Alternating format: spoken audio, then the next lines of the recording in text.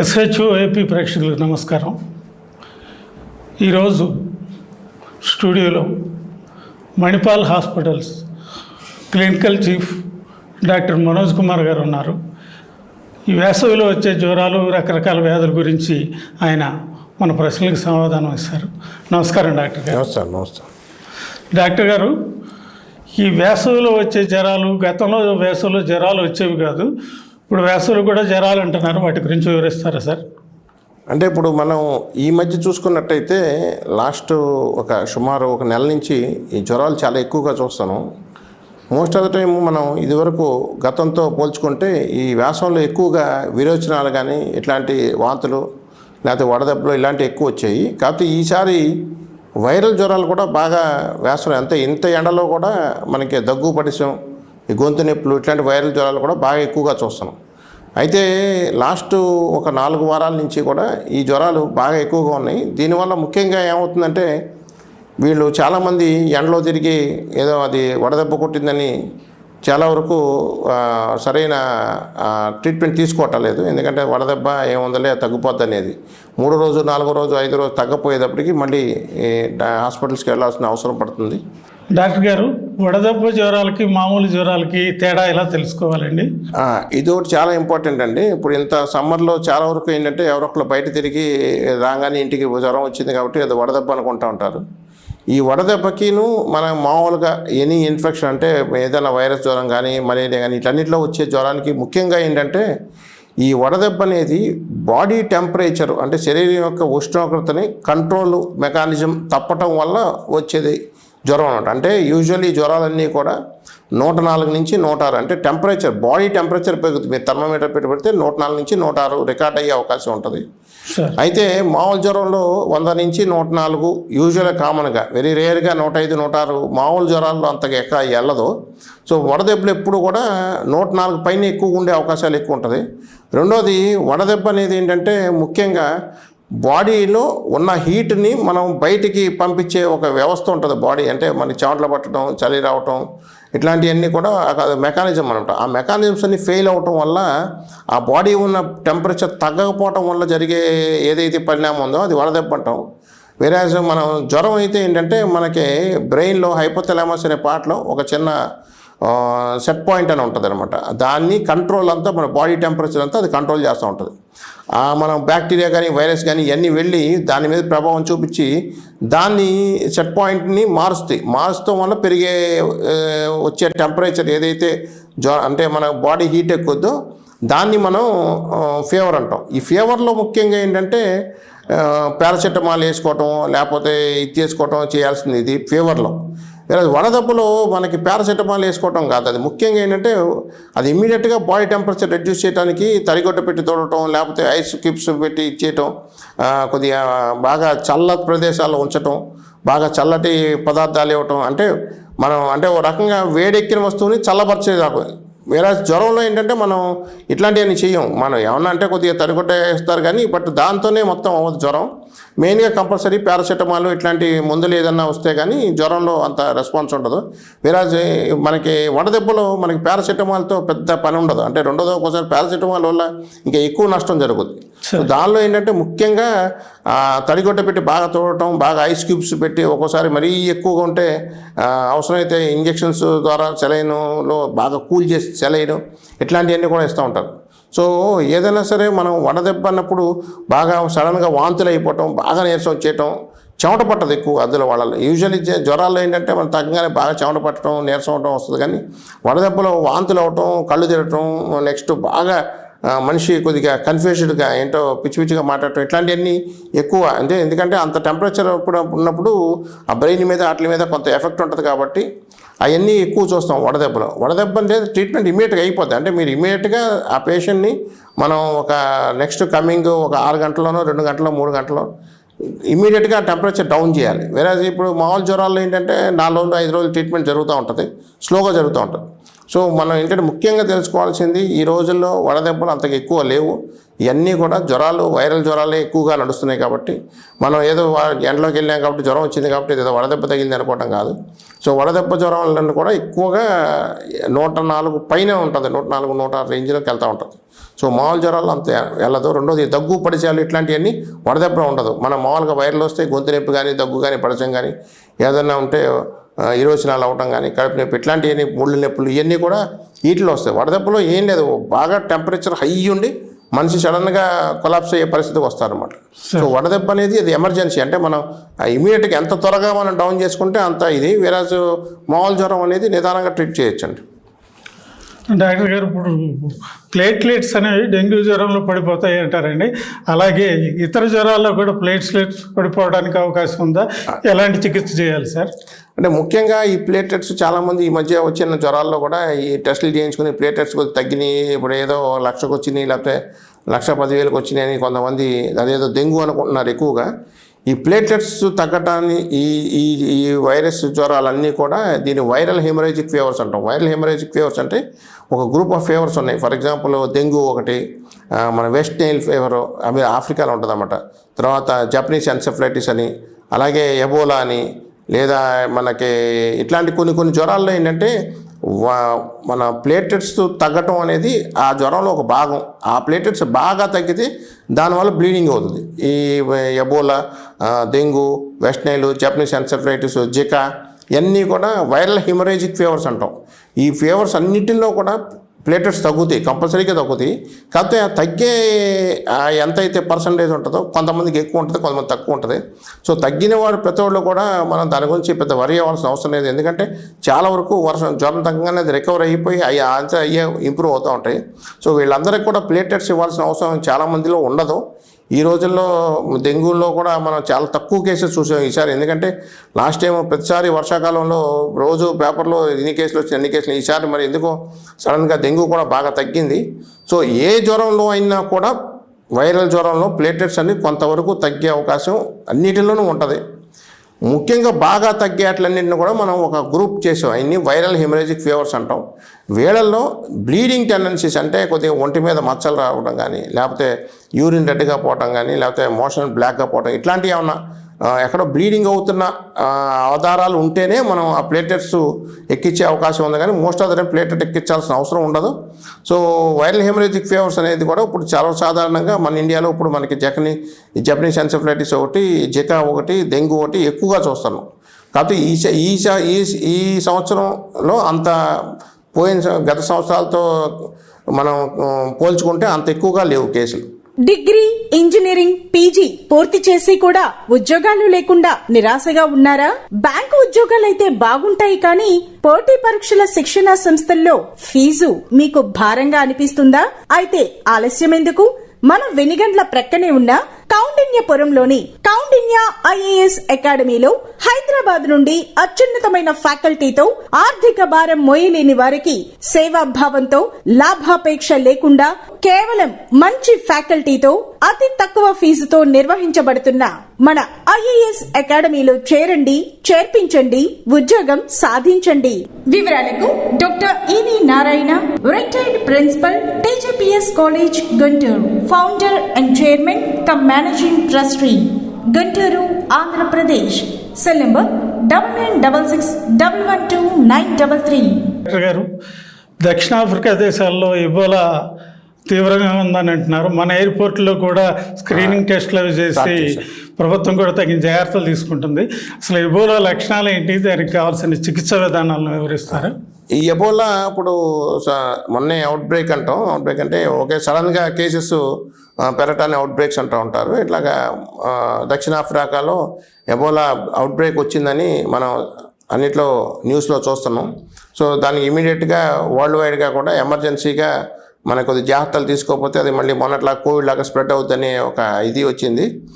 So Ebola అనేది ఇది మనం చెప్పుకున్నట్టు వైరల్ హెమరేజిక్ ఫీవర్ అంటాం. వైరల్ హెమరేజిక్ ఫీవర్ అంటే ఇవన్నీ కూడా ఒక వైరస్ సంబంధించింది. ఈ ఫ్లావివైరిడీ అని సుమారుగా ఇవన్నీ కూడా dengue, Ebola, west Nile, yellow fever ఇవన్నీ కూడా ఒక సెట్ ఆఫ్ ఒక జాతికి సంబంధించిన వైరస్ అనమాట. వీటిలన్నింటిలో కూడా ప్లేటెట్స్ తగ్గడం అనేది సర్వసాధారణంగా జరుగుతూ ఉంటుంది.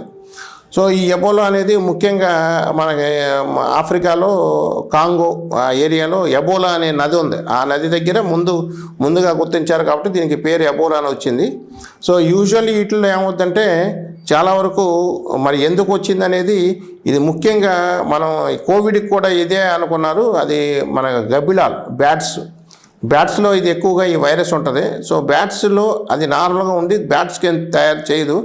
ఈ బ్యాట్స్ నుంచి మనకి స్ప్రెడ్ అవుతుంది. అంటే యూజువల్లీ ఈ బ్యాట్స్ నుంచి స్ప్రెడ్ అవ్వాలంటే మనకి 2 దారులు ఉన్నాయి. ఒకటి మనం లాస్ట్ టైం కూడా అనుకున్నాం, ఈ బ్యాట్స్ చైనాలో ఈ బ్యాట్స్ని అన్ని తింటూ ఉంటారు, ప్లస్ ఆఫ్రికాలో కూడా ఇట్లాంటి కొంత ప్రాక్టీస్ ఉంది.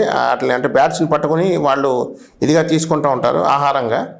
అలాగా రెండోది ఒక్కోసారి ఆ బ్యాట్స్ కేవ్స్లో ఉంటాయి, కొన్ని గుహల్లో బ్యాట్స్ ఎక్కువ ఉంటాయి బాగా ఉన్నప్పుడు. అందులోకి వెళ్ళినప్పుడు అవన్నీ అక్కడంతా ఎన్విరాన్మెంట్ అంతా కొంత వైరస్తో నిండి ఉండే అవకాశం ఉంటుంది. అట్లా అంటే మనం ఆ కేవ్స్లోకి వెళ్ళినప్పుడు, లేదంటే ఆ బ్యాట్స్ని మనం తిన్నప్పుడు, లేదంటే ఈ బ్యాట్స్ ఏం చేస్తాయంటే ఒక్కోసారి ఈ కోతుల్ని, చింపాంజీల్ని వాటి మీద అటాక్ చేసినప్పుడు దీని నుంచి దానికి సంక్రమించే అవకాశం ఉంటుంది.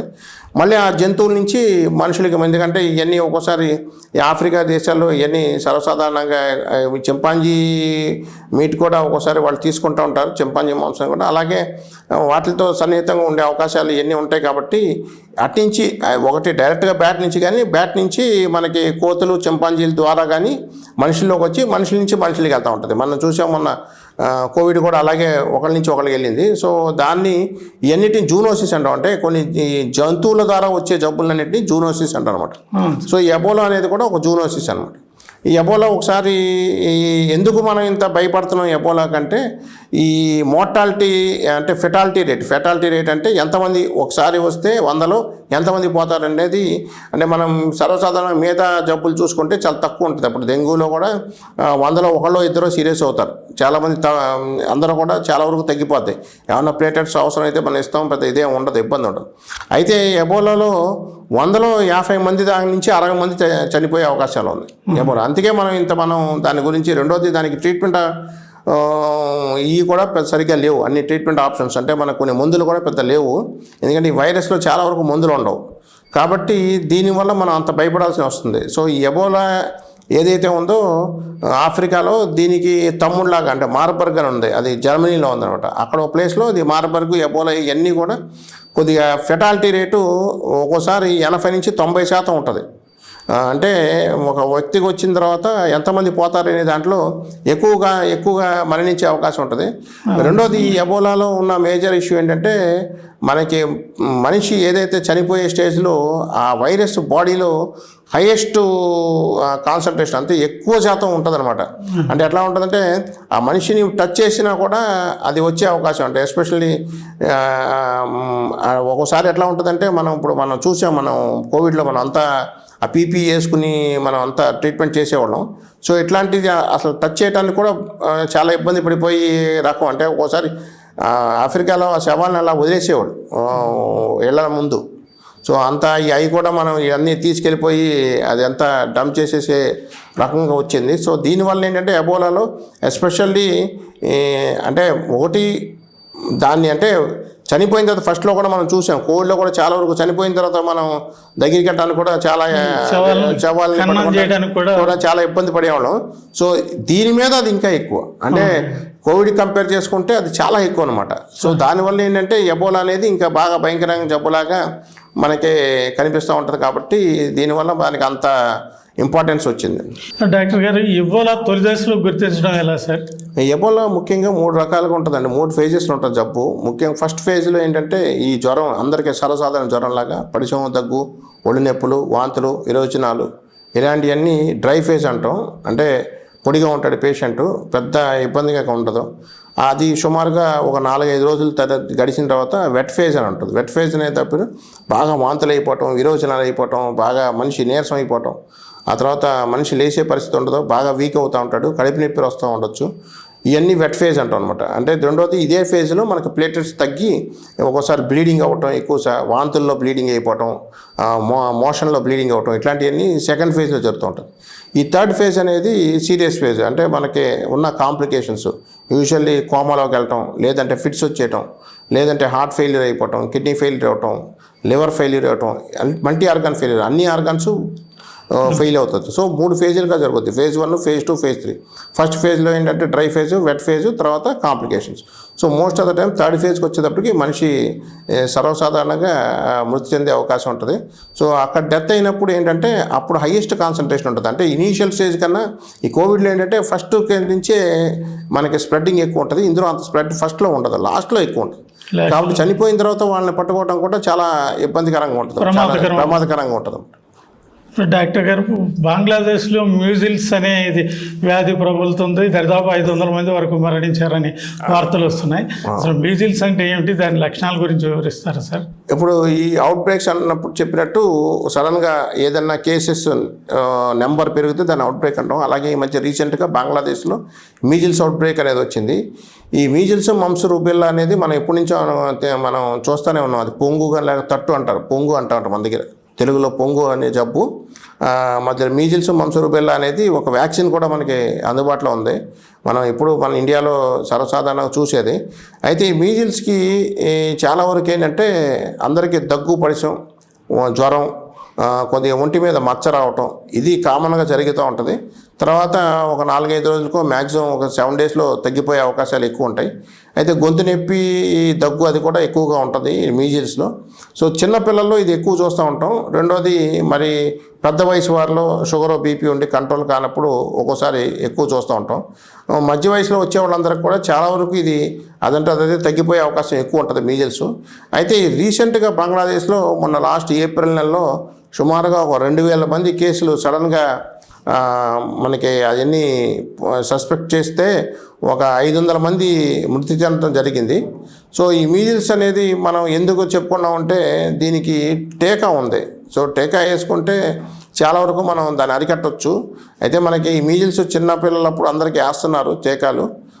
కాకపోతే ఇప్పుడు పెద్దల్లో కూడా అది టీకా వేయాల్సిన అవసరం వస్తుంది. 50 దాటిన తర్వాత షుగర్, బీపీ ఉన్న వాళ్ళకి, హార్ట్ ప్రాబ్లమ్స్, కిడ్నీ ప్రాబ్లం ఉన్న వాళ్ళు కూడా ఎంఎంఆర్ అనేది డోస్ వేసుకునే అవసరం కూడా ఉంది. సో దీనివల్ల మనం దీన్ని ప్రివెంట్ చేసే అరికట్టే అవకాశం ఉంటుంది.